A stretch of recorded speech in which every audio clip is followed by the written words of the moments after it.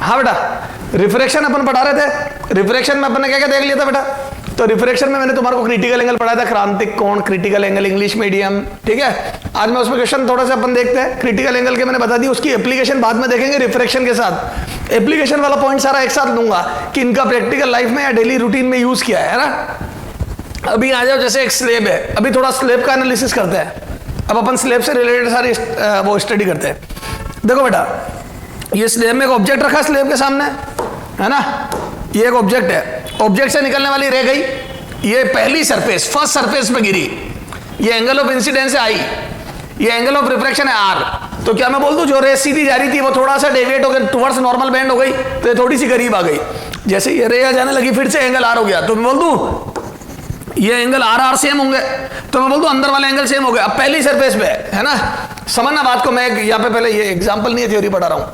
Using Snell's law, using Snell's law at first surface, ठीक है। यहां स्नेल्स लॉ लगा, कितना आ जाएगा बेटा? ये 1 sin i is equal to mu sine r, equation 1। ये यहां स्नेल्स लॉ, तो अंदर म्यू साइन आर, यहां लगाऊंगा तो फिर से अंदर म्यू साइन आर आएगा। देखो यहां पे, तो एट सेकेंड सरफेस पे लगाओ तो कितना आ जाएगा बेटा? फिर से अंदर म्यू साइन आर। तो मैं बोल दूं जो कैलकुलेशन यहां थी म्यू साइन आर, वही आ गई mu sine are is equal to 1 sin e, ये 2। तो मैं बोल दूं ये वाली कैलकुलेशन म्यू साइन आर, यहाँ वाली कैलकुलेशन इसके बराबर है और ये वाली कैलकुलेशन इसके बराबर है। तो मैं बोल दूं अंदर ये दोनों अल्टीमेटली फ्रॉम 1 and 2, देखो ये म्यू साइन आर सेम है, तो फ्रॉम 1 and 2 क्या मैं बोल दूं ये इसके बराबर है और यही चीज वापस इसके बराबर है, तो मैं बोल दूं अल्टीमेटली ये बराबर होगा। तो 1 sin i is equal to 1 sin e। अपनी किस्मत अच्छी है, यहाँ पे मीडियम भी 1 1 दोनों तरफ एयर था, तो ये एंगल भी सेम आ गया, आई बराबर ही। तो क्या मैं बोल दूं अगर कोई पैरेलल स्लेब है, सर पैरेलल स्लेब क्यों बोल रहे हो, ऐसी स्लेब क्यों नहीं ले सकते?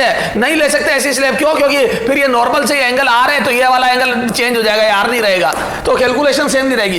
पैरेलल स्लेब में नॉर्मल भी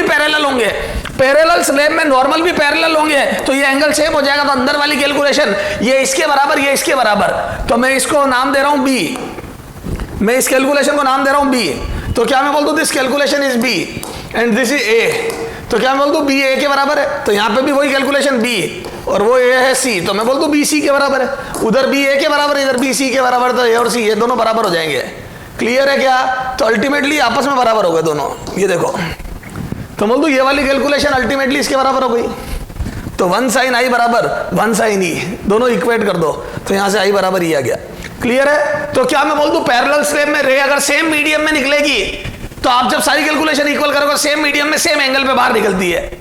क्लियर है? तो बोल दूं पैरेलल स्लेब में, in parallel slab,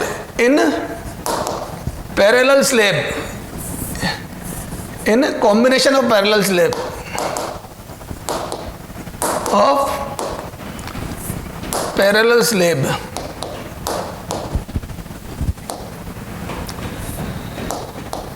ray will come out at same angle, as angle of incidence.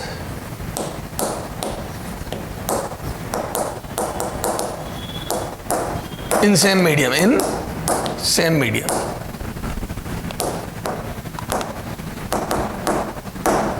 ठीक है? तो आई बराबर ही हो जाएगा। जैसे इसमें जेई ने क्वेश्चन पूछा, ये देख एग्जांपल 17, देखते जाओ बेटा, ये क्वेश्चन है जेई में आया हुआ। ये पैरेलल स्लेब है, μ1 μ2 μ3 μ4 μ5 कर दो, शायद μ4 तक ही दिया था उन्होंने, तो ये थीटा एंगल दिया था और इसको भी थीटा बोला था, है ना। ये थीटा और ये भी थीटा, ये थीटा है ना, ये μ4। फिर पूछा था which of the following correct, फिर एक ऑप्शन क्या सही होना चाहिए, μ1 must be μ2, B μ2 must be μ3, ऐसे ऐसे ऑप्शन दिए थे, मुझे याद नहीं अब, μ1 equal to μ2 equal to μ3, must भी है ना, मस्ट भी। और डी दिया था μ1 मस्ट भी μ4, है ना, और ये हो या नहीं हो, है ना ये, तो बोल दो ये राइट है। अगर μ1 में थीटा एंगल पे लाइट एंटर करी है तो μ4 में भी थीटा एंगल पर आने के लिए ये जरूरी होना चाहिए कि μ1 μ4 बराबर हो, तभी तो देखो ये वाली कैलकुलेशन इसके बराबर होगी, ये एंगल R हो गया तो ये एंगल R2 हो गया तो इसके बराबर हो जाएगी, ये वाली कैलकुलेशन इसके बराबर, फिर वो कैलकुलेशन इसके बराबर, फिर वो इसके अल्टीमेटली ये बराबर कर दूं मैं फर्स्ट और लास्ट। तो बोल दूं ये वाली कैलकुलेशन इससे इक्वेट करी तो μ1 बराबर μ4 होना ही चाहिए, सेम मीडियम में सेम एंगल पे बाहर आ जाएगी, तो μ1 इक्वल टू μ4। क्लियर है क्या in combination of parallel slab? तो यहां से ये बात दिखी। अच्छा और देखो, अगर ये सेम एंगल पे बाहर आ गई, अगर E बराबर I हो गया, ये यहां पे सोल्व करने पे E बराबर I आ गया, है ना, तो क्या मैं बोल दूं ये दोनों पैरेलल हो गई लाइन, ए और ये दोनों पैरेलल हो गई, तो मैं बोल दूं ये शिफ्टिंग हो गई। देखो ये देखो दो टाइप की शिफ्टिंग हुई। क्या मैं बोल दूं ऑब्जेक्ट यहां था, इमेज तेरे को यहां नजर आएगी, याद है इमेज क्या होती है, रिफ्लेक्टेड या रिफ्लेक्टेड रे का आईज में गिरना। तो मैं बोल दूं ये रे पास है और फिर दूर हटी, तो मेरी आंख में जब गिरेगी तो मुझे यहां से आती हुई लगेगी, जब मेरी आंख में ये रे रिफ्लेक्टेड रे गिरेगी तो मुझे यहां से आती हुई लगेगी, दिस इज कॉल्ड इमेज। तो मुझे कॉइन यहां नहीं यहां नजर आएगा, इसको बोलते हैं शिफ्टिंग। तो मैं बोल दूं इधर शिफ्ट हो गई, ये शिफ्टिंग ये, और इसको बोलते हैं normal shifting, normal along normal shift. क्या बोलते हैं इसको, नॉर्मल शिफ्ट। नॉर्मल शिफ्ट क्यों बोलते हैं, क्योंकि नॉर्मल के अलोंग शिफ्ट हुई, नॉर्मल के अलोंग, जिधर में देख नॉर्मल के अलोंग शिफ्ट। ये एक होती है साइड वाइज लेटरल शिफ्टिंग, ये देखो इसकी वैल्यू अभी निकालेंगे अपन, आगे बात करेंगे। एक होती है ये साइड वाइज शिफ्टिंग, ये क्या मैं बोल दूं पैरेलल रे यूं थी, थोड़ी शिफ्ट हो गई यूं जाने लग गई, देख ये, this is called lateral shift. ये इसको बोलते हैं लेटरल शिफ्ट, लेटरल, ये तो this is lateral shift, lateral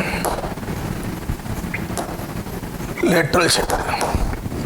तो ये था नॉर्मल शिफ्ट और ये था लेटरल शिफ्ट, ये साइड वाइज। तो there are two type of shift, normal shift and lateral shift. Clear है क्या? चलो इन दोनों की बात करूंगा मैं अभी आगे, है ना। अभी मेरा मेन एम ये है कि सेम मीडियम में सेम एंगल पे आ गई। अच्छा अगर ये मीडियम सेम नहीं होता तो ये वाली कैलकुलेशन इसके बराबर करके जो एंगल आता वो आता। सर ये कैलकुलेशन इसके बराबर क्यों करेंगे बताता हूं। ये देखो जब यहां दो फेस थी तो मैंने ये वाले स्नेल्स लॉ में 1 sin i को इसके बराबर करा म्यू साइन आर के, फिर मैंने यहां पे म्यू साइन आर को इसके बराबर करा, तो बोल दो दोनों को ऐड करो तो ये कैंसिल हो गया और अल्टीमेटली ये इसके बराबर आ गया। सर इस पर कोई क्वेश्चन बताता हूं, आजा आगे इस बात पर क्वेश्चन देखो, क्वेश्चन से समझ में आती थ्योरी। एग्जाम्पल 18 देख, जैसे ये देख क्वेश्चन, ये एक जेई में क्वेश्चन पूछा हुआ है, ये एकमात्र कंसेप्ट है जिसमें 4-4 क्वेश्चन पूछे जेई ने।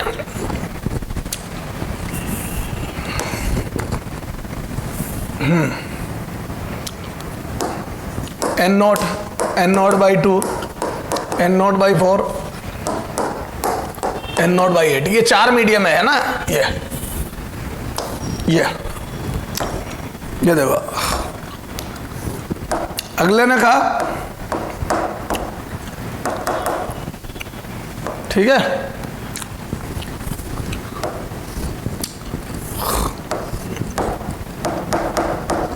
ये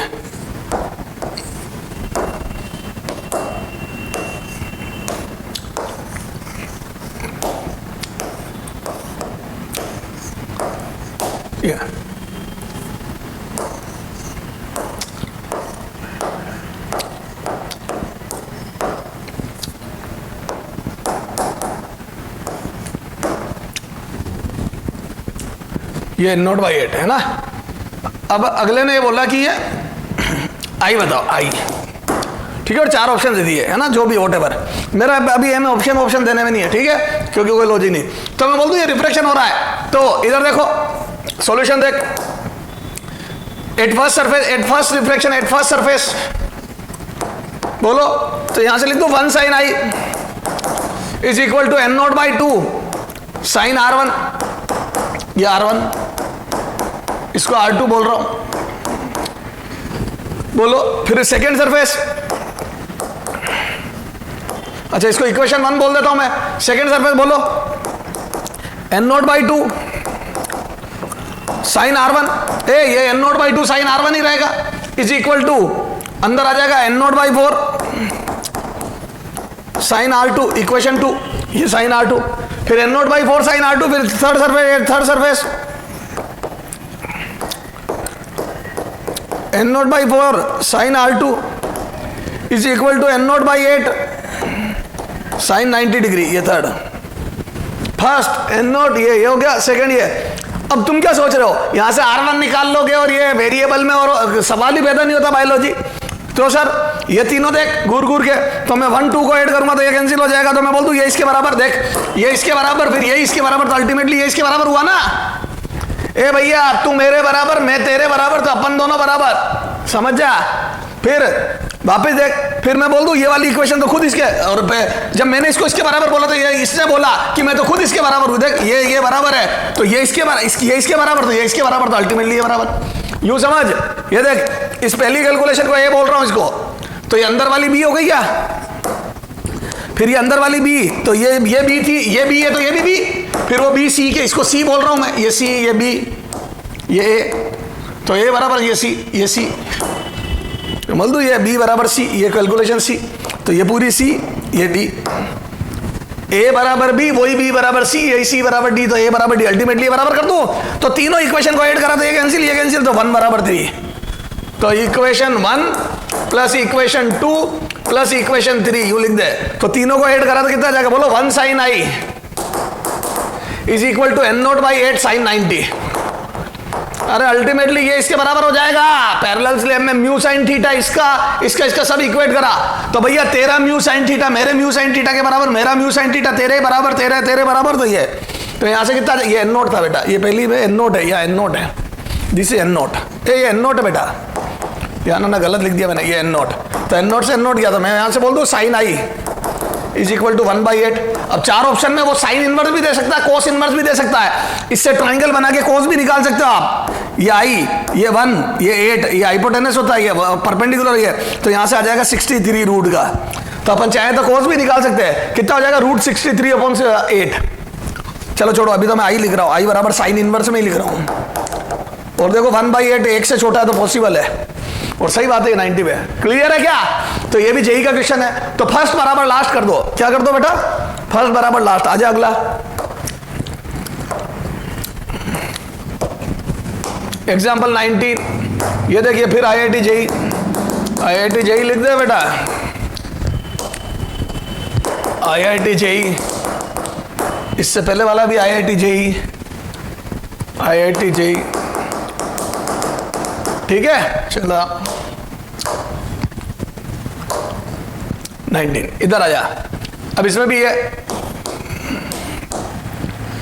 अच्छा जेई ने क्वेश्चन जो पूछा था वो ये था, यहां से 90 डिग्री से बाहर आ गई, ये म्यू ग्लास था शायद, जो भी वॉटेवर, ये चलो ग्लास ही कर लो, म्यू ग्लास कर लो, बस इसको वाटर कर लो, ये म्यू वाटर, ठीक है। अब ऑप्शन दिए थे, which is correct, which one is correct, one is correct, ए,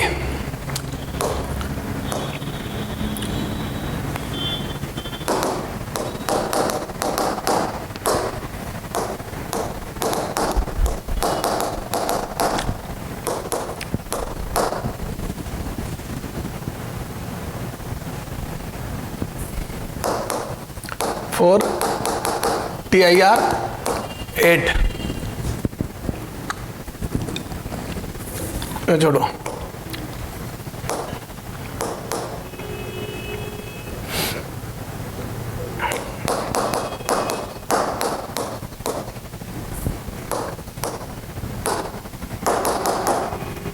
ये कुछ अजीब से ऑप्शन दिए थे, ठीक है, कोई बात नहीं।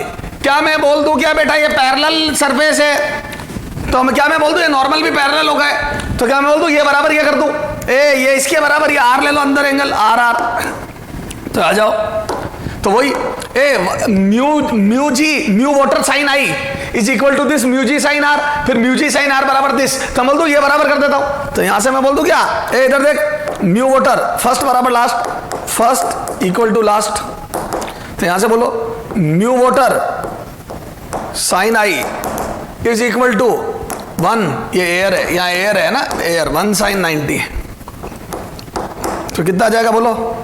तो यहाँ से साइन आई कितना आ जाएगा बोलो, या म्यू वाटर कितना आ जाएगा? Mu water is equal to 1 upon sine I. Clear है क्या ये? तो mu water equal to 1 upon sine I, कुछ भी नहीं है ये सीधा। तो समझ गए क्या? बोलो बेटा।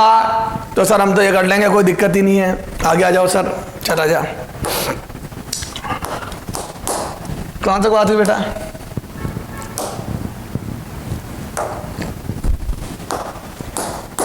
हाँ, एग्जाम्पल 20 देख, एक क्वेश्चन तेरे को देता हूं। हाँ, क्या ये निकाल के बता दोगे मेरे को? ये ले, ऐसा ही क्वेश्चन, थोड़ा न्यूमेरिकल में लेते हैं, है ना।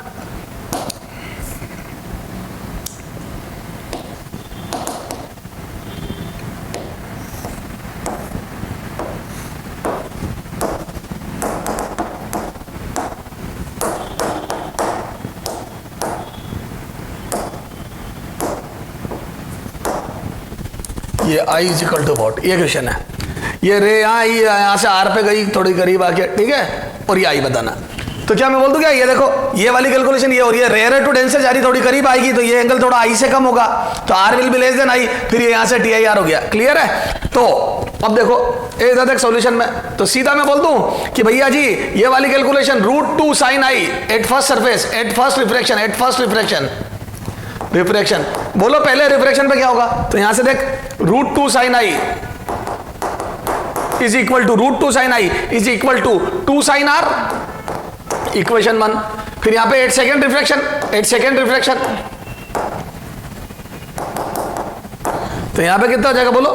2 sin r is equal to 1 sin 90, क्या एयर में 1 sin 90, ये इक्वेशन 2। तो आप खुद देख लो, ये अंदर कैलकुलेशन क्या है? 2 sin r, ये देखिए 2 sin r, यहां पे भी क्या है? 2 sin r। तो √2 sin आई इधर is equal to 2 sin r, इधर 2 sin r, तो इन दोनों को बराबर कर दो। तो यहां से आ जाओ, कितना आ जाएगा? तो यहां से लिख दो √2 sin i is equal to equation 1 plus 2 कर दिया, इक्वेशन 1 प्लस इक्वेशन 2, अरे दोनों को ऐड कर दिया, तो ये √2 sin i is equal to 1 sin 90, क्या ये? तो यहां से बोलो sin आई कितना आ जाएगा? 1/√2, तो यहां से आई बराबर कितना आ जाएगा? 45 डिग्री। क्लियर है? ये 45 डिग्री पे गिरेगी।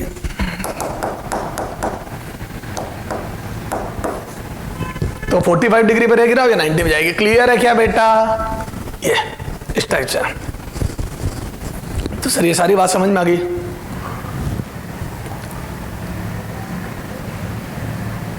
बोलो।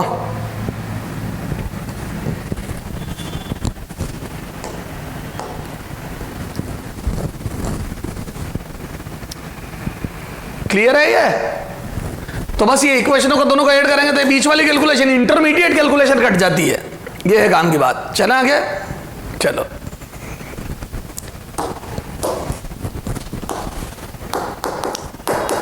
तो सर ये तो सारी समझ में आ गई बात है ना। अभी देखो ऐसा स्फीयर में भी होता है। सर कैसे बताता हूं, जैसे आ जा, है ना, जैसे पैरेलल स्लैब होती ना, जिसमें अंदर वाली कैलकुलेशन सेम हो जाती है, स्फीयर में भी ऐसा होगा। देख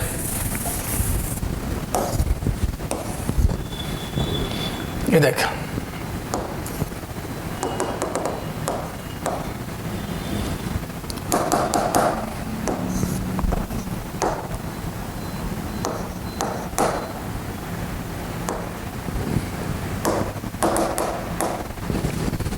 ठीक है, ये चारों तरफ एयर है।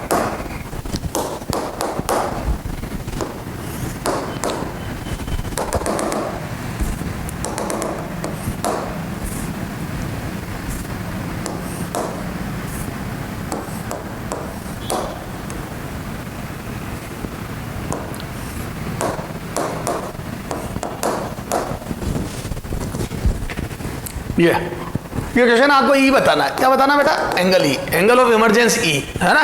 ये एक स्फीयर है, स्फेरिकल मतलब √3 मीडियम का, रिफ्रैक्टिव इंडेक्स √3 का एक स्फेरिकल बबल है या स्फीयर है ना।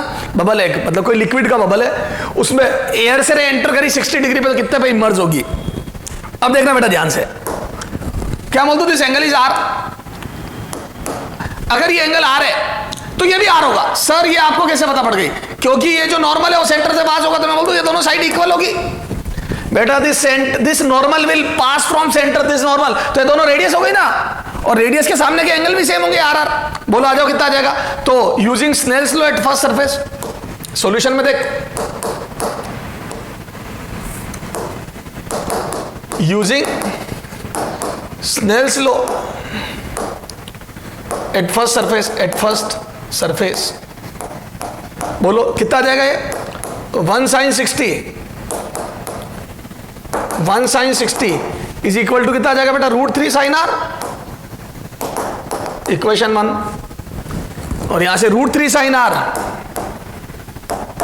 Is equal to 1 sin e,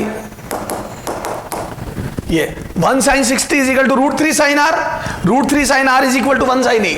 ये देखे ना, ये क्योंकि अंदर वाली कैलकुलेशन ये जैसे √3 sin r है, ये भी √3 sin r होगी, क्योंकि ना म्यू बदला ना एंगल बदला, तो यहां से दोनों को ऐड करो तो मैं बोल दूं ये कैंसिल हो गई, तो इक्वेशन 1 + 2 दोनों को ऐड करा तो मैं बोल दूं अल्टीमेटली ये बराबर ये हो गई, ये दोनों सेम आई ना, तो यहां से कितना आ जाएगा बोलो, तो 1 sin 60 is equal to sin e, तो यहां से e फिर से 60 डिग्री आ गया। सही बात है, सेम मीडियम में सेम एंगल पे बाहर निकलेगी, तो स्फीयर से भी सेम मीडियम में सेम एंगल पे बाहर निकलेगी, तो 60 डिग्री। बोलो तो अंदर वाली कैलकुलेशन इसमें भी सेम हो गई। आ जाए आगे, एग्जाम्पल 21 था, एग्जाम्पल 22 पे आ जाए, आए तो देख,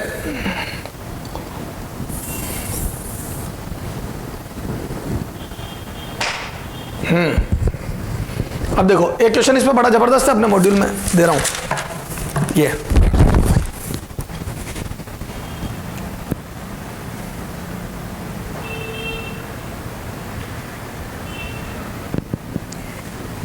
अच्छा इसमें टोटल डेविएशन निकालना होता, टोटल डेविएशन है ना, टोटल डेविएशन, और वैसे अपन चाहे तो अंदर का एंगल निकाले तो भी निकल रहा है, देख 30 डिग्री इधर आ, अंदर एंगल निकालो तो कितना आ रहा है, तो आर भी निकाल लेते, चला जा फ्रॉम इक्वेशन 1,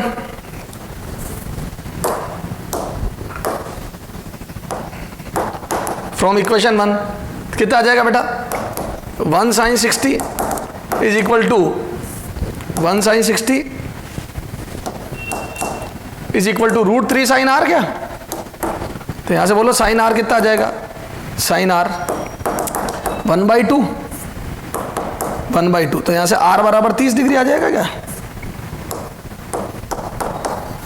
ये 30 डिग्री, ये तो यहां से 30 डिग्री आ गया, क्योंकि 30 डिग्री, तो अब यहां से डेविएशन पूछे तो निकाल लेंगे सर डेविएशन।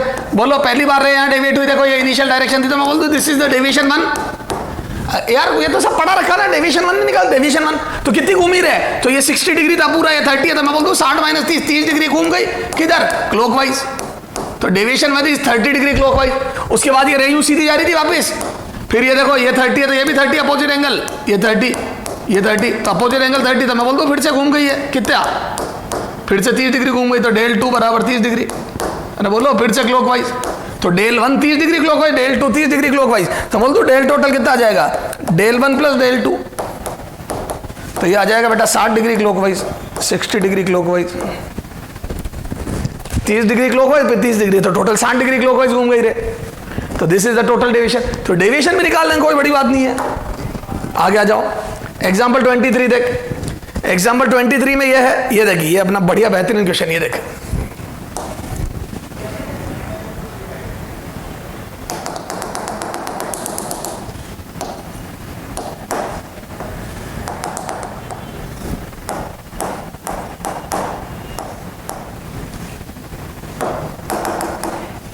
ये हमने मॉड्यूल का क्वेश्चन है, ठीक है,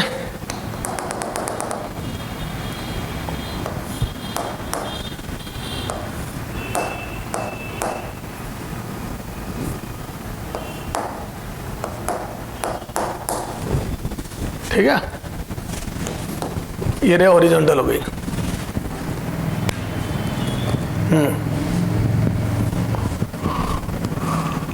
हाँ अगले ने बोला 60 डिग्री पे रे हॉरिजॉन्टल से एंटर हुई, और ये रे वापस हॉरिजॉन्टल हो गई नॉर्मल से, ठीक है, मतलब हॉरिजॉन्टल डायरेक्शन में जा रही है, नॉर्मल से नहीं, ये हॉरिजॉन्टल डायरेक्शन में जा रही है।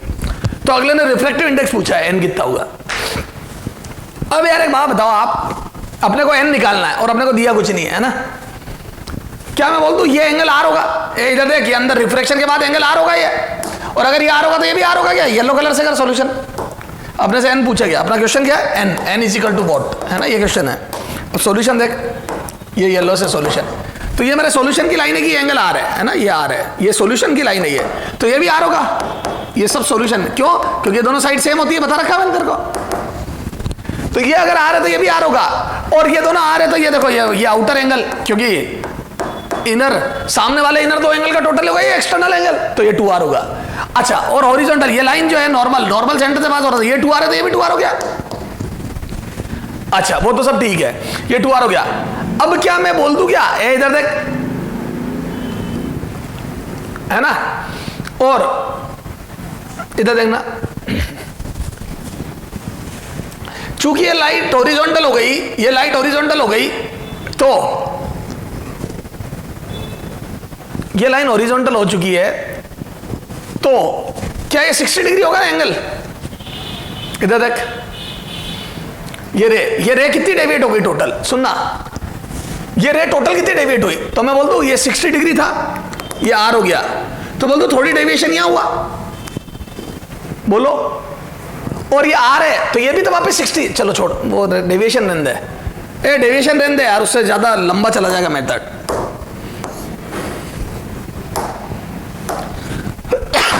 सॉरी, इधर देखो, ये आर तो समझ में आ गया, आर 2r, ये यहां तक तो कोई दिक्कत नहीं है, 2r है तो ये 2r हो गया। क्या मैं बोल दूं, ये नॉर्मल, ये यहाँ पे नॉर्मल यही है ना हॉरिजॉन्टल से, तो ये एंगल ऑफ इंसिडेंस अगर 60 है, तो क्या मैं बोल दूं ये एयर से वापस एयर में आई तो ये भी एंगल 60 हो जाएगा। ए सेम एंगल पे बाहर आती है, ए सेम एंगल पे बाहर आती है, तो यहां से लिखो चाहो तो 1 sin 60 इज इक्वल टू अंदर n sin r, इक्वेशन 1, यहां से वापस n sin, ये इक्वेशन 1, फिर n sin r is equal to क्या, 1 sin 2r, ये इक्वेशन 2, ये 2r एंगल, मेरे को r पता करना है, तो यहां से मैं बोल दूंगा ये वही इक्वेशन 1 + 2, ये देखो 1 + 2, तो इक्वेशन 1 + 2, इक्वेशन 1 प्लस इक्वेशन 2 करो, तो यहां से कितना आ जाएगा बोलो, 2r बराबर 60 डिग्री, तो यहां से r बराबर 30 डिग्री आ गया। तो मेरे को वैसे भी पता था कि अगर ये स्फीयर में जिस एंगल से एंटर करती है उसी एंगल पे बाहर आती है, एंगल ऑफ इंसिडेंस और एमर्जेंस सेम होता है, तो 60 डिग्री 30 डिग्री आ गया r, और जैसे ही r30 आया तो स्नेल्स लॉ यूजिंग, या Snell's law at first surface, Snell's law at first surface लगाओ, तो यहां से आ जाएगा 1 sin 60 is equal to n sin r, तो यहां से बोलो ये √3/2, या चलो sin 60 is equal to n sin 30, sin 30 की वैल्यू कितनी होती है बेटा 1/2, तो यहां से कितना आ जाएगा बोलो, तो ये आ जाएगा √3/2 is equal to n into 1/2, तो यहां से n बराबर √3 आ गया, क्या क्लियर है क्या बेटा, ये √3, तो n की वैल्यू √3। देख वापिस समझ, मैं बोल दूं यहाँ पे 60 पे एंटर करी थी तो वापिस 60 पे बाहर निकलेगी, क्योंकि वो कैलकुलेशन देखी तो दोनों को ऐड करा, तो 1 sin i is equal to 1 sin 2r, तो 2r बराबर 60, तो मैं बोल दूं r30 आ गया, यहां से बोलो r30 आ गया, बोल बेटा r30 आ गया। और वैसे मैं चाहूं तो यूं भी बोल सकता था, इधर देख, मैं बोल दूं अंदर दोनों डेविएशन बराबर है, एक बार यूं घूमी फिर दूसरी बार, तो दोनों सिमेट्री से जितना यहां घूमी उतना ही वहां घूमी, और टोटल रे 60 घूमी, क्योंकि अपनी इनिशियल डायरेक्शन इसकी यूं थी, उससे हॉरिजॉन्टल हो गई तो 60 डिग्री घूम गई, ये देखो ना, इनिशियल डायरेक्शन हॉरिजॉन्टल से 60 थी और फिर यूं घूम गई, टोटल 60 का डेविएशन, तो एक बार 30 आया, दूसरी बार 30 आया, और 30 डेविएट हुई पहली बार, तो 60 से 30 डेविएट हो गई, तो r30 आ गया। चाहो जैसे कर लो, टोटल डेविएशन रे का 60 है, उसमें से 30 पहली बार आया, 30 दूसरी बार, और पहली बार अगर वो 30 डेविएट हुई तो नॉर्मल 30 डेविएट हुई तो r30 आ जाएगा, क्लियर है क्या, तो 60 में से 30 कम हुआ 30 आ गया, बोलो समझ में आ गई क्या, ये सर समझ में आ गई, ठीक है, चलो आगे चलें। तो सर हमारे को ये पैरेलल स्लैब और स्फीयर में ये बात समझ में आ गई कि सेम मीडियम में सेम एंगल पर बाहर निकल जाती है, ये हम याद भी रख लेंगे सर, कोई दिक्कत नहीं है, यहाँ से तगड़ी बात बता दी सर आपने। हाँ, अब आगे आ जाओ, आगे मुद्दे की बात यह है बेटा कि अब हमारे को देखना है शिफ्टिंग। अब अपन ने देखो दो चीजें, एक तो शिफ्टिंग पढ़नी है नॉर्मल और लेटरल, दो शिफ्टिंग, ये बाद में, उससे पहले हमें पढ़ना है relation between D I and D O force plane surface, relation या relation between D I and D O for refraction from plane surface, from plane surface. ठीक है, चला जाओ। तो ये देखो,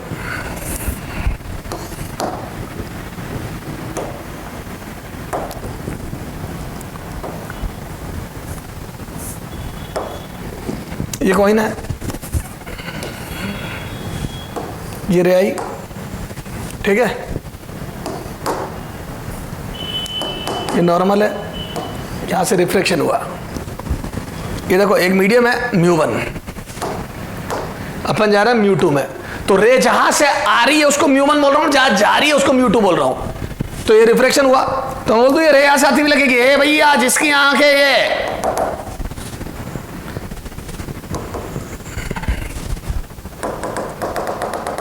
ये तो यहां से आती हुई लगेगी, तो मैं बोल दूं इस कॉइन की इमेज सी डैश यहां बनेगी।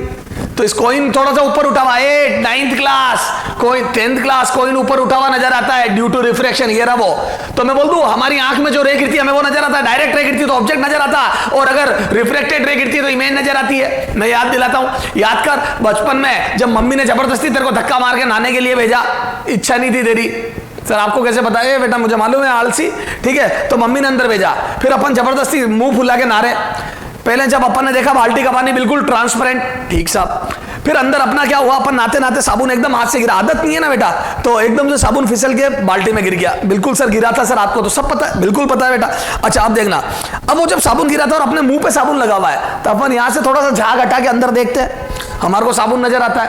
अब सुनना ध्यान से, तेरे को अंदर बाल्टी के अंदर साबुन नजर आ रहा, तेने हाथ डाला और हाथ डाल के मुट्ठी दबाई, लेकिन मुट्ठी के अंदर साबुन नहीं आया, पानी पानी था, वो पानी निकल गया और साबुन नहीं आया। एक बार फिर ट्राई करते, फिर से हाथ डालते होशो हवास में और मुट्ठी दबाते, फिर से कुछ नहीं आया। अल्टीमेटली हम परेशान हो जाते हैं, आंख में मिर्ची लग रही होती है, तो फिर यूं हाथ डाल के और यूं यूं करके और पकड़ते हैं। सर ऐसा आपको पता कैसे है, और पहली बात ये हो क्या रहा था बताता हूं। एक्चुअल में क्या हुआ बेटा, उस बकेट के अंदर तेरा साबुन गिरा, जैसे बाल्टी है इसमें साबुन यहाँ गिरा, लेकिन वो रिफ्लेक्शन की वजह से थोड़ा ऊपर उठा हुआ नजर आ रहा था, तेरे को जिंदगी में एक्चुअल साबुन नजर ही नहीं आएगा। सर वैसे हमारा तो इतना मेल निकलता है कि पानी नजर नहीं आता, अरे मतलब ट्रांसपेरेंट वाटर है, गंदा नहीं है पानी, तो तेरे को साबुन ही नजर नहीं आएगा। सर क्यों, तुझे साबुन की इमेज नजर आएगी, actually you will not see this साबुन। ए इधर देख, ये साबुन, ये डाउ, सर मैं डाउ से नहाता हूं या नहाती हूं, ये देख डाउ, ये डाउ साबुन, तो तेरे को कभी डाउ साबुन नजर ही नहीं आएगा, तेरे को डाउ साबुन की इमेज नजर आएगी बेटा, इमेज नजर आएगी। क्यों, क्योंकि थोड़ा ऊपर उठा हुआ नजर आएगा ये साबुन, ये देखो। तो बोल दो हमें वो साबुन नजर नहीं आ रहा, बेसिकली हमें साबुन की इमेज जो थोड़ी ऊपर उठी हुई नजर आ रही थी, हम उसको पकड़ पकड़ के मुट्ठी दबा रहे थे, इसलिए हमारे हाथ में कुछ नहीं आ रहा था। तो ये तो साबुन थोड़ा सा ऊपर उठा हुआ नजर आएगा। क्लियर है क्या, कॉइन ले ले, साबुन ले ले, तो थोड़ा ऊपर उठा हुआ नजर आएगा। क्लियर है, इसको बोलते हैं शिफ्टिंग। क्या बोलते हैं बेटा इसको, नॉर्मल शिफ्ट, नॉर्मल शिफ्ट। ये भी अभी देखेंगे, लेकिन अभी अपन बात करते, आ जाओ इधर ये इमेज की। तो क्या मैं बोल दूं, अच्छा सुनना, साबुन की सरफेस से इमेज, ये this is called distance of object, और है ना, ये साबुन की इमेज की सरफेस से distance, this is called distance of image.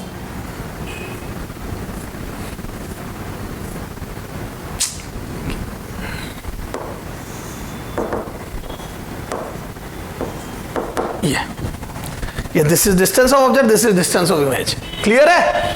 अब इसमें रिलेशन आप चाहो तो निकाल भी सकते हो, इधर देख मैं बता देता हूं बेटा तुम्हारे को, ये देख, ये है एंगल आई, क्या है बेटा ये angle i, and this is angle are.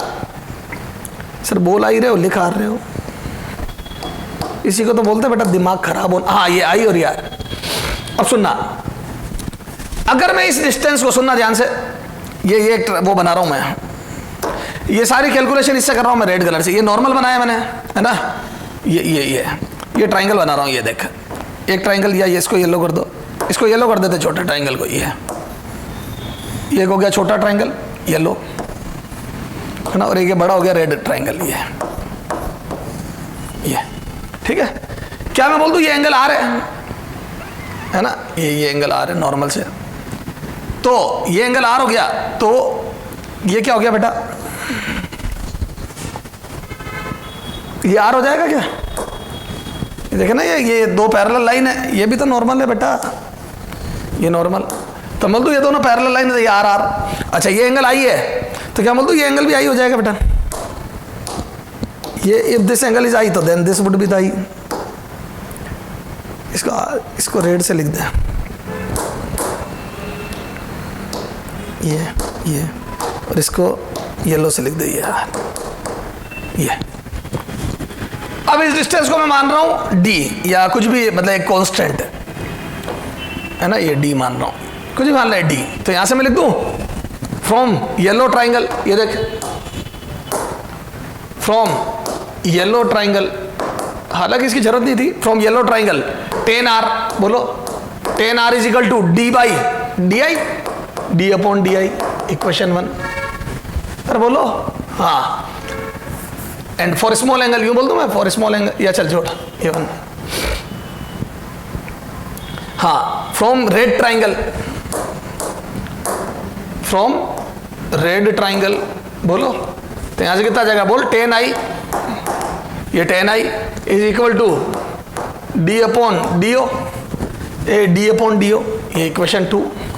हाँ आप करो divide, equation 2 divide by equation 1, equation 2 divide by equation 1। तो यहां से कितना आ जाएगा बोलो, इक्वेशन 2 डिवाइड बाई इक्वेशन 1 करेंगे तो यहां से आ जाएगा बेटा tan i upon tan r is equal to, बोलो tan i upon tan r is equal to D I upon D o, या क्या D I upon D O. और फॉर स्मॉल एंगल, अब मेरे को पिक्चर में म्यू 1 म्यू 2 लाना क्योंकि रिलेशन, तो बोल दो for small angle, for small angle, अगर ये एंगल छोटे हैं small angle, tan theta is approximately equal to theta equal to sine theta.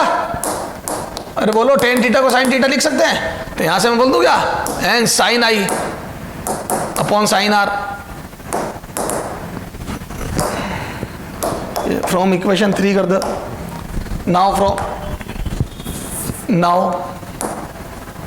From equation 3, बोलो tan i upon tan r is equal to sine I, अरे लिख दिया मैंने, sine I upon sine are is equal to D I upon D O.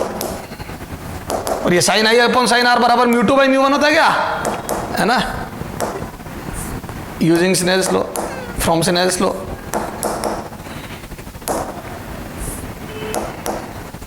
Snell's law, तो यहां से लिख दो mu 2 by mu 1 is equal to D I upon D O.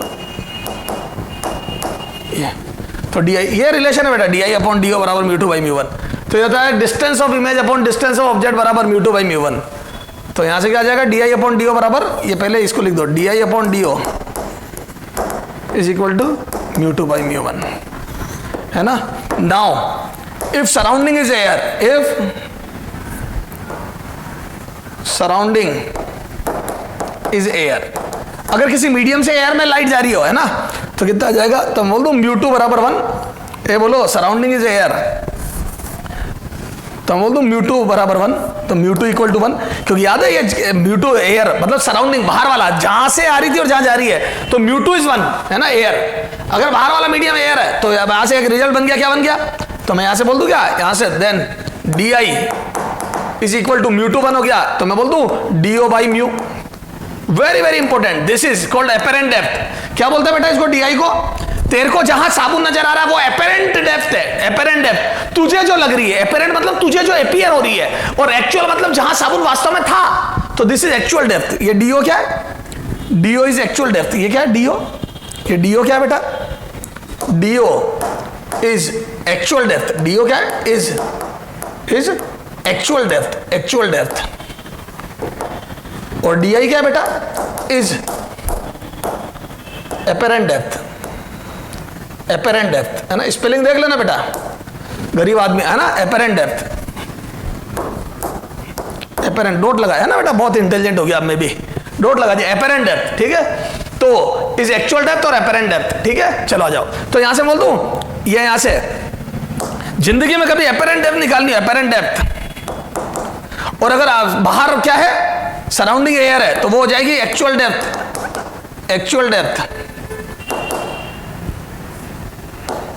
Upon mu. ये ध्यान रखना बेटा, very very important, actual depth upon mu. ये this is the apparent depth, actual depth divide by mu. तो apparent depth is equal to actual depth divide by mu, ठीक है। और यूं भी बोल सकता हूं मैं, एक्चुअल डेप्थ कभी एक्चुअल डेप्थ चाहिए तो वो हो जाएगा mu times of apparent depth.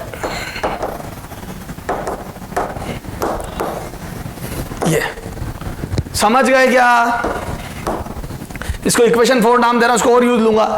तो 100 बात की एक बात ये हो गया कि मेरे को relation between D I and D O आ गया, उससे मैं एक्चुअल और एपेरेंट डेप्थ, तो जिंदगी में कभी सराउंडिंग एयर हो, 99% एयर ही होगा, तो मेरे को अगर एपेरेंट डेप्थ निकालनी होगी साबुन की तो मैं बोल दूं एक्चुअल डिवाइड बाय म्यू, जो भी वाटर का रिफ्रैक्टिव इंडेक्स है उसका डिवाइड कर दूंगा। कई बार साबुन की इमेज कहां बन रही है वो बोल देगा इमेज इतनी दूर बन रही है, तो बताओ साबुन कितना दूर है, तो इंटू म्यू कर दूंगा, तो एपेरेंट डेप्थ इंटू म्यू। तो ये रिलेशन है very very important, this relation is very very important बेटा। ये सर कैसे इंपॉर्टेंट है, क्वेश्चन करा के बताओ, बताता हूं।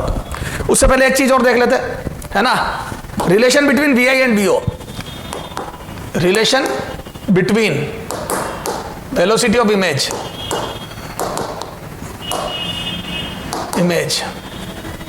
and vi and velocity of object vo for refraction from plane surface due to refraction from plane surface।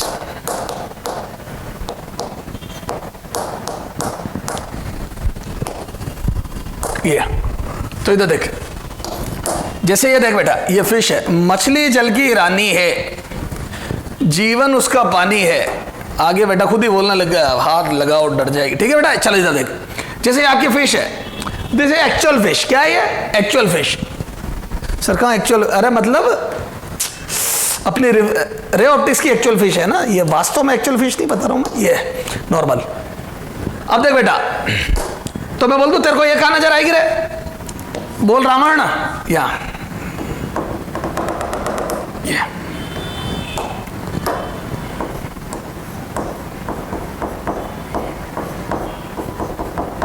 ये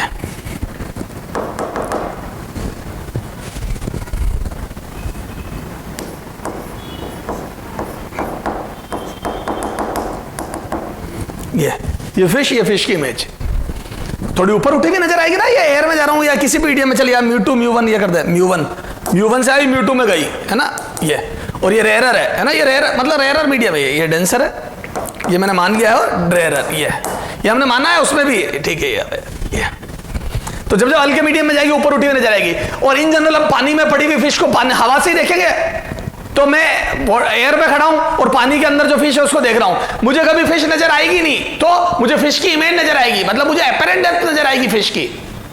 तो हमें हमेशा फिश की एपेरेंट डेप्थ नजर आती। क्या नजर आती बेटा? एपेरेंट, मतलब थोड़ी सी फिश ऊपर उठी हुई नजर आती जहां होती है उससे, ठीक सर। अब देखो इधर देखना, थोड़ा सा दिमाग लगाते हैं। मैं बोल दूं ये फिश और ये फिश की इमेज, मैं बोल दूं ये फिश ऊपर जाएगी तो फिश की इमेज भी ऊपर जाएगी।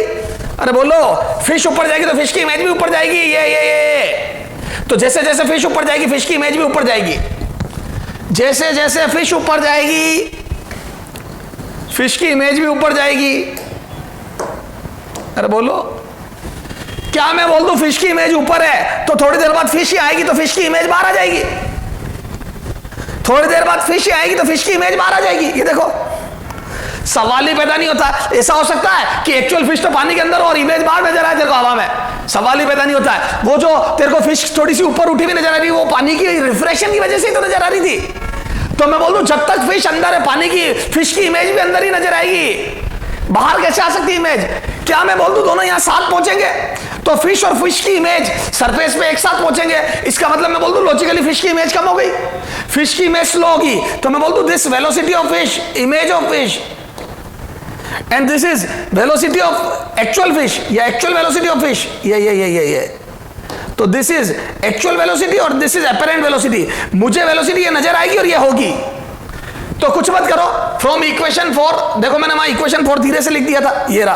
फ्रॉम इक्वेशन 4 क्या था, डी जो इमेज बनती है और जो ऑब्जेक्ट होता है उसमें μ2 by μ1 का रिलेशन होता है। Differentiate it with respect to time, differentiate it with respect to time, ये टाइम के रेस्पेक्ट में डिफरेंशिएट करो। तो आ जाओ कितना आएगा ये, तो जैसे मैं इसको डिफरेंशिएट करूंगा आजा कितना आ जाएगा, तो D I by D T, या इसको लिख दो apparent depth upon D T is equal to μ2 by μ1 d by dt of actual depth d by dt of apparent depth is equal to μ2 by μ1 of d by dt of actual depth।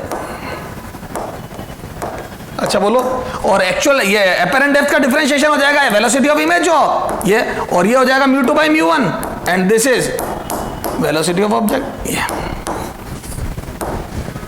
बोलो बेटा, तो मतलब वही relation आ गया जो D I upon D था, वही V I upon V O बराबर μ2 by μ1, तो D I upon D O बराबर μ2 by μ1, V I upon V O बराबर μ2 by μ1 सॉरी, क्लियर है। और रे डायग्राम से अपने को पता पड़ जाएगा इमेज पास बनेगी या दूर, तो इमेज पास बनेगी या दूर ये भी मालूम पड़ जाएगा, और रिलेशन भी आ गया v i v o d i d o में। ठीक है, चलो आ जाओ थोड़े क्वेश्चन करके देखते हैं। अपने नंबरिंग कहां तक हुई थी देखो, 23 है ना, आ जाओ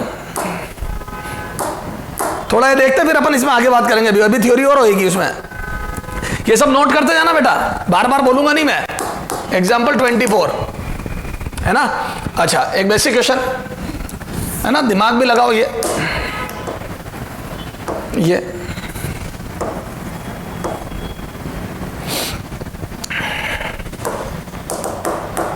पानी, हवा, एयर, तो उधर अंदर पानी था, ये वाटर, ये एयर, ठीक है। और दिस डिस्टेंस इज 12 सेंटीमीटर, कितनी है बेटा 12 सेंटीमीटर। ये ऑब्जर्वर है,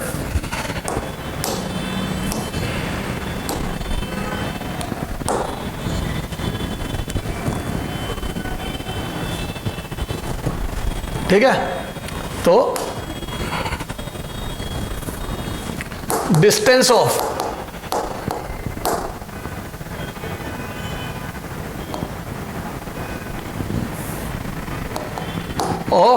image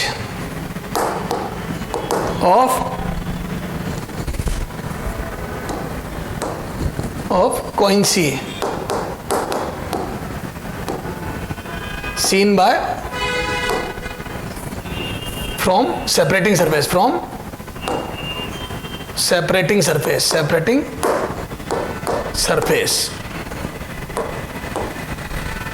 seen by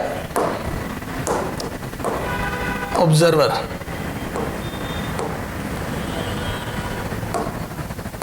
O will be distance of image of coin C from separating surface seen by observer O will be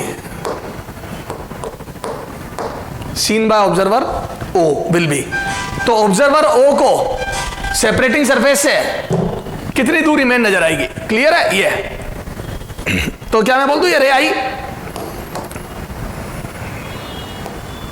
ये, और ये रिफ्लेक्शन हुआ, तो बोल दो भारी से हल्के में जा रही है, डेंसर से रेयरर, ये देखो डेंसर टू रेयरर जा रही है, तो बोल दो अवे फ्रॉम नॉर्मल होगी, तो ये आर एंगल बड़ा आएगा आई से, बोलो। तो मैं बोल दू ये इमेज यहां कहीं बनेगी, ये आई, ये, तो बोलो कितना आ जाएगा सॉल्यूशन में देख। तो यहां से मैं बोल दूं क्या, D I is equal to μ2 by μ1 upon D O into D O, a D O इधर ले आया, तो यहां से कितना आ जाएगा बोलो, तो यहां से μ2 हो जाएगा 1 और μ1 आ जाएगा बेटा 4/3 और ये आ जाएगा 12 सेंटीमीटर। तो यहां से सोल्व करूंगा तो 9 सेंटीमीटर, क्लियर है क्या। तो आंसर वुड भी 9 सेंटीमीटर, और मेरे को तो वैसे भी पता था कम आने वाला आंसर 9 सेंटीमीटर। डी आई बेटा ये देख ले रे, डी आई 9 सेंटीमीटर, अपने को तो पहले ही पता था कम आने वाला, क्यों, ये देखो ये कम आ रहा है, ये रे डायग्राम खुद बता रहा ना, ये थोड़ा सा ऊपर उठी हुई नजर आएगी इमेज, ये डी आई, ये 9 सेंटीमीटर थोड़ी ऊपर उठ गई, 9 सेंटीमीटर। अच्छा सुनना, मैं डायरेक्ट भी कर सकता था, मेथड 2 देख, मैं बोल दूं ये अपरेंट डेप्थ एपेरेंट डेप्थ ही तो पूछ रहा है, और दूसरा एयर है, तो यहां से बोल दो actual depth upon mu relative, actual depth upon mu, ये मीडियम का म्यू, तो यहां से बोलो एक्चुअल डेप्थ कितनी है बेटा 12 सेंटीमीटर अपॉन म्यू 4/3, आ गया 9। ये तो एपेरेंट डेप्थ जब भी निकालनी हो एक्चुअल में म्यू का डिवाइड कर दो, अगर बाहर एयर हो तो, अगर बाहर एयर नहीं है तो म्यू रिलेटिव का डिवाइड कर दो, यहां म्यू रिलेटिव लिख दो और ज्यादा अच्छा। तो अगर बाहर एयर की जगह कुछ और है, जैसे 4/3 3/2, तो म्यू रिलेटिव कर दो। अरे म्यू रिलेटिव क्या हो जाएगा, mu surround, mu medium upon mu surrounding, ये म्यू रिलेटिव, यहां म्यू रिलेटिव कर दो। तो मैं बोल दूं जो थ्योरी पढ़ाई वहीं म्यू रिलेटिव कर देता हूं, यहां जा, जो थ्योरी पढ़ाई ना मैंने तेरे को, ये देख, ये देख,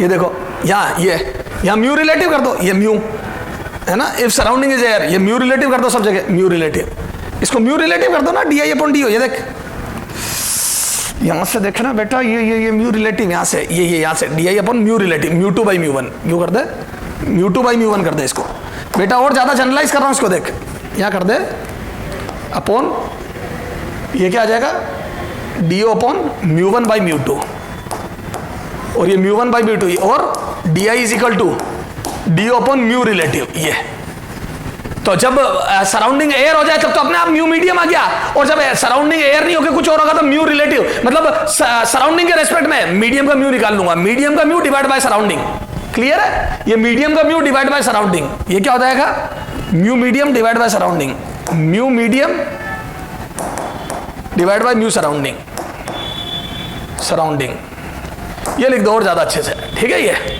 ये mu relative, where mu relative, ये और ज्यादा बेहतरीन हो गई बात, बस क्लियर है क्या, ये और ज्यादा अच्छे से हो गया। तो वैसे तो मैंने एयर ही दी थी, तो ये आ गया, तो ये क्लियर है, ये डी आई डी ओ।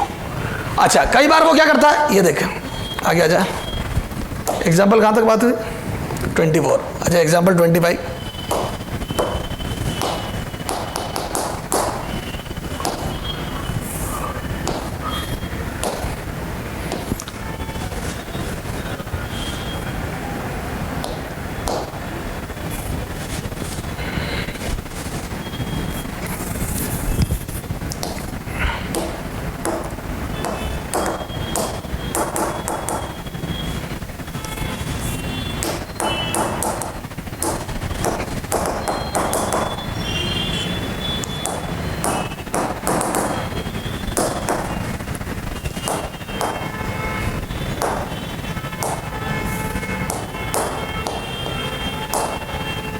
ओ को कॉइन कितना ऊपर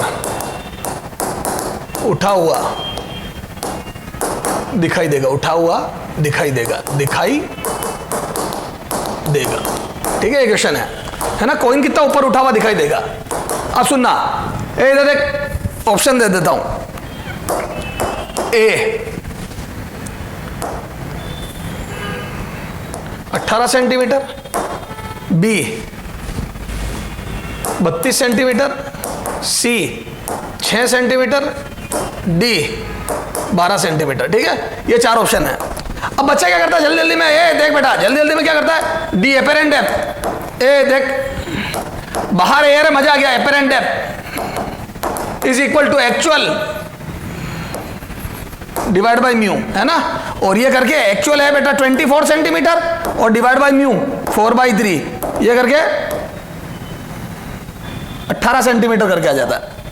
बस उसकी आदत होती है क्वेश्चन करने की, 18 सेंटीमीटर, ठीक है। ए बेटा, मैंने तेरे से एपेरेंट डेप्थ थोड़ी पूछी, वो तो मुझे पता था कम आएगी, है ना, थोड़ा ऊपर उठा हुआ नजर आएगा कॉइन, एपेरेंट डेप्थ कम आएगी तो मेरे को मालूम था। ये देख सी डैश, क्योंकि रे डायग्राम मेरे को साफ साफ बोल रहा है कि रे अवे फ्रॉम नॉर्मल हो जाएगी, डेंसर से रेयर जा रही है, डेंसर से रेयर जा रही है, अवे फ्रॉम नॉर्मल हो जाएगी और कॉइन की इमेज सी डैश यहां नजर आएगी। तो ये तो मुझे मालूम था कि ये 18 सेंटीमीटर आएगा, पर मेरे से तो ये किसी ने नहीं पूछा, तो बोल दो कॉइन कितना ऊपर दिखाई देगा, बोलो कॉइन कितना ऊपर दिखाई देगा, तो मैं बोल दूं एक्चुअल माइनस एपेरेंट, बोलो कितना आ जाएगा, तो ये आ जाएगा 24 सेंटीमीटर माइनस 18। ये एक और काम करना था जो बच्चा भूल जाता है, तो 6 सेंटीमीटर आंसर आएगा। क्लियर है क्या? तो 18 गलत है, 6, क्योंकि वो कितना ऊपर उठा हुआ नजर आएगा कॉइन, ये पूछ रहा है। समझ गए क्या सर? समझ में आ गई? तो बेटा रीड क्वेश्चन केयरफुली। आ जाओ। और एग्जाम्पल 26, बहुत ही इंपॉर्टेंट क्वेश्चन है ये तेरे नीट में खूब पूछते हैं। ये एक और करूंगा इसके बाद जो पूछते हैं। ये एक कितना सेंटीमीटर, ये देखते रहे मॉड्यूल का एग्जाम्पल। कैलकुलेशन टफ नहीं होनी चाहिए। आधा भरा आधा खाली दिखाई देगा। ये 21 सेंटीमीटर का, ये 21 सेंटीमीटर का कंटेनर है ना, और यहां से ऑब्जर्वर देख रहा है।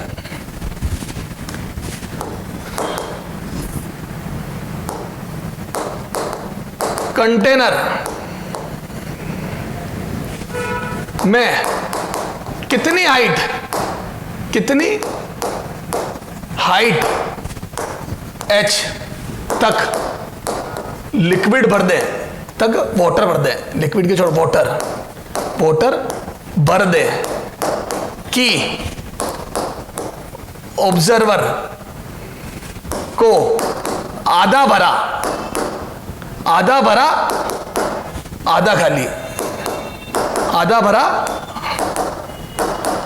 और आधा खाली दिखाई दे, और आधा खाली दिखाई दे।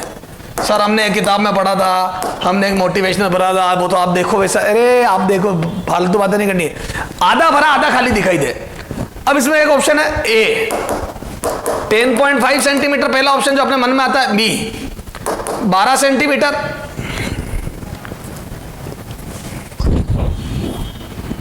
सी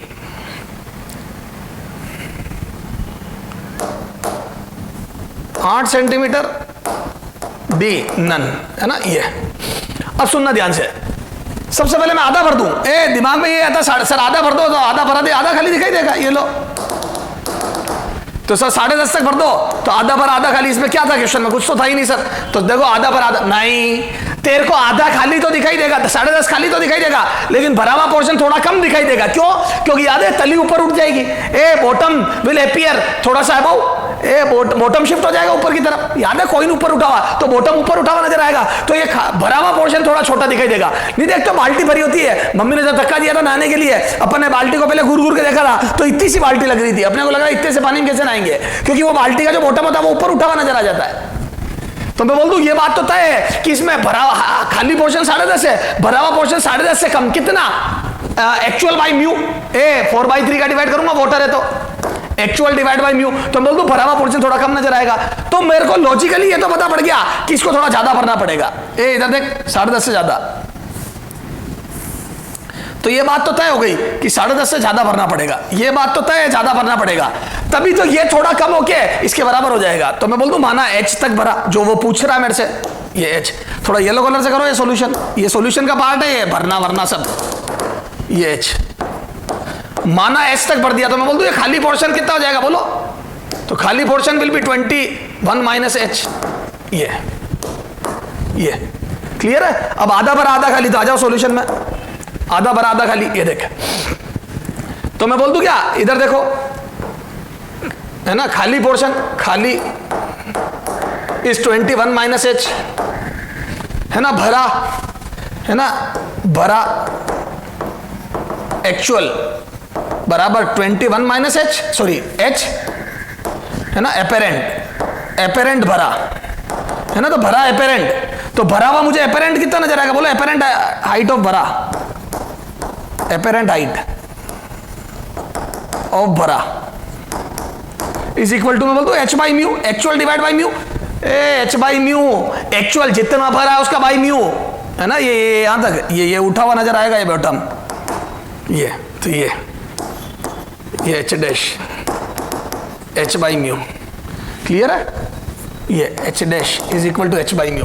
तो आ जाओ, तो यहां से मैं बोल दूं खाली बराबर भरा, खाली बराबर एपेरेंट भरा।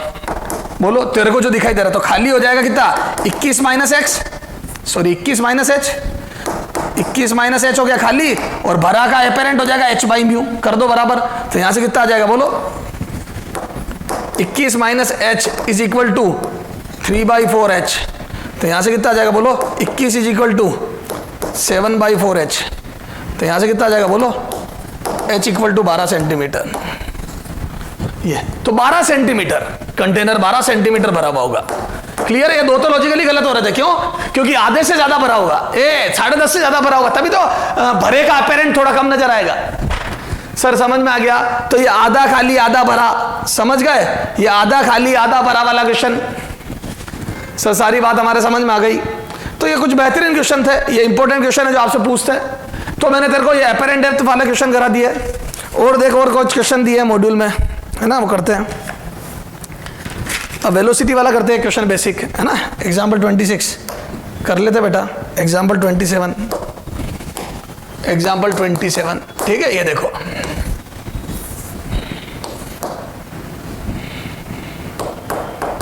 ये मछली जल की रानी, ठीक है। इसकी एक्चुअल स्पीड इज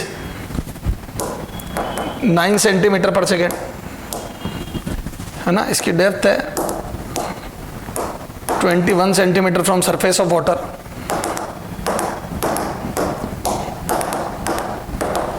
ये म्यू वाटर 4/3,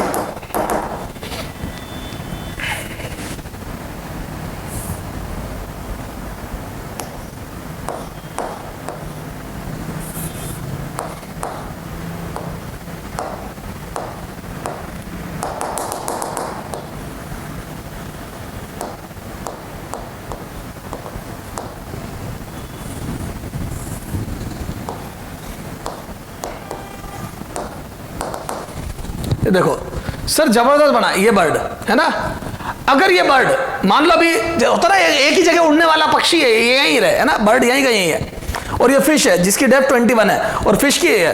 तो देखो, if fish is moving with 9 centimetre per second with velocity 9 metre per second in upward direction, ये फिश की एक्चुअल वेलोसिटी डायरेक्शन। देन पहला, then velocity of fish seen by bird will be, ठीक है। इसको हमने fish बोला है ये, और इसको हमने बर्ड बोला है, ठीक है। बर्ड विल बी पहला, if bird is at rest, मतलब बर्ड अगर रुका हुआ है। अरे तू ये मत सोच कैसे रुका हुआ है, क्या रुका हुआ है, फलान जी ढिमका जी रुका हुआ है यार, पेड़ पे बैठा है, फलान जी पे बैठा, जो भी है। Second, if bird is moving with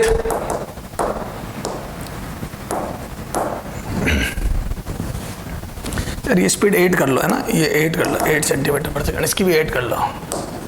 bird is moving with 3 metre per second with velocity downward, है ना, डाउनवर्ड, ठीक है। दो के आंसर देने, बर्ड रेस्ट पे तो और बर्ड मूव कर रहा है तो। चलो आ जाओ। अच्छा अब एक बात बताओ, बर्ड को क्या नजर आएगा? बर्ड को पक्षी की वेलोसिटी नजर आएगी, फिश नजर आएगी, या फिश की इमेज? फिश की इमेज। बर्ड को कभी फिश नजर ही नहीं आएगी, फिश की इमेज। तो मैं बोल दूं उसको तो यही लगेगा जब फिश यहां से आई तो इमेज यहां से आ गई, मतलब इमेज स्लो होगी। अरे बोलो, तो फिश नहीं, फिश की इमेज नजर आएगी। अब मेरे को फिश की इमेज की वेलोसिटी निकालनी है, तो सॉल्यूशन फर्स्ट पार्ट तो कुछ नहीं है, बर्ड अगर रेस्ट में तो जो बर्ड को नजर आ रहा है वही हमें नजर आएगा, चुपचाप खड़े हैं तो बोल दूं वेलोसिटी ऑफ इमेज, और velocity of image will be slow, और स्लो लाने के लिए मैं बोल दूं लॉजिकली μ2/μ1। वैसे तो फॉर्मूला याद होना चाहिए, और नहीं तो दिमाग लगा के भी लिख सकते हो इसको। सर कैसे लिख सकते हैं अभी बताता हूं। ये देख μ2/μ1, अगर मुझे ये पता है डायग्राम से कि थोड़ी सी फिश की इमेज ऊपर बनेगी, इधर देखे ना, ये ऊपर बनेगी, तो मैं बोल दूं अगर फिश की इमेज ऊपर बनेगी तो मैं बोल दूं स्पीड स्लो होगी, क्योंकि सरफेस पे दोनों को साथ पहुंचना है। तो भैया ये पहुंचेगा तब इसको पहुंचना, तो मैं बोल दूं फिश की इमेज विल बी स्लो, तो ये स्लो होनी चाहिए, और ये फास्ट है, तो मैं बोल दूं कम लाना है तो बड़ा म्यू नीचे, स्लो लाना है, कम लाना है तो बड़ा म्यू नीचे आ जा। तो बोल दूं वेलोसिटी ऑफ इमेज तो बड़ा म्यू नीचे, तो 1 एक एयर है और एक 4/3 है, ये बड़ा म्यू नीचे है। और वैसे अगर फॉर्मूला याद है तो μ2 एयर में जा रही है, μ2 होता है बाद वाला मीडियम, तो बाद वाला मीडियम एयर है, μ2 एयर, ये देख एयर, तो μ2 है एयर और μ1 है 4/3 वाटर। तो वैसे फॉर्मूला याद है तो कोई दिक्कत ही नहीं है, 4/3 air 1/4/3 into velocity of object कितना है फिश की 8 सेंटीमीटर पर सेकेंड। तो बर्ड की इमेज ये ऊपर की तरफ कितना आ जाएगा ये, तो ये आ जाएगा 6 सेंटीमीटर पर सेकेंड अपवर्ड। ये नजर आएगी बर्ड को, अगर बर्ड चुपचाप बैठा है तो। ये second, bird is moving, bird is moving with कितना, 3 जेके, सॉरी -3 मीटर पर सेकेंड जेके। मैंने ऊपर वाली डायरेक्शन को प्लस जेके ले ली, बोलो तो यहां से बोल दूं velocity of image of bird, है ना, with respect to fish, sorry with image of fish with respect to bird, है ना, बर्ड, ये बर्ड के रेस्पेक्ट में velocity of image of fish with respect to bird, तो बोल दूं velocity of image of fish minus velocity of bird, बोलो तो image of fish with respect to bird, तो बर्ड को कैसी नजर आएगी, तो मैं बोल दूं velocity of image of fish ये कितनी थी 6 जेके माइनस बर्ड की -3 जेके, तो यहां से दोनों ऐड हो जाएगी तो कितनी आ जाएगी 9 जेके। सही बात है। तो मैं बोल दूं सेकंड केस में जब बर्ड मूव कर रहा है तो उसको फिश 9 से, फिश की इमेज 9 से आती हुई लगेगी। सही बात है, खुद की 3 भी तो जुड़ जाएगी, तो उसको फिश की इमेज 9 मीटर पर सेकंड से ऊपर आती हुई लगेगी। तो मैं बोल दूं velocity of image of fish कितनी लगेगी उसको 9 सेंटीमीटर पर सेकंड से ऊपर आती हुई। समझ गए क्या? तो 9 सेंटीमीटर पर सेकंड से ऊपर आती हुई लगेगी। तो सर ये सारी बात समझ में आ गई, क्लियर है बेटा? तो ये बेहतरीन क्वेश्चन हो गए। इसके आगे अपन बात करेंगे बेटा अगले टर्न पे। इन क्वेश्चन को ध्यान से देखो। तो मैंने आज तुम्हारे को DIDO VIVO में रिलेशन पढ़ाया कि एपेरेंट डेप्थ और एक्चुअल डेप्थ में रिलेशन क्या होता है, और ये आधा भरा आधा खाली वाला बहुत अच्छा क्वेश्चन है ना। एक क्वेश्चन हो रहा है बबल वाला, वो भी कर लेते भी, सुनना। चलो कल अगले टर्न पे बात करेंगे। मेरे को याद दिलाना बेटा, बबल वाला क्वेश्चन करना अगले टर्न पे, और VIVO में रिलेशन पे और क्वेश्चन, ये फिश वाले क्वेश्चन और करना है अच्छे, ठीक है? चलो।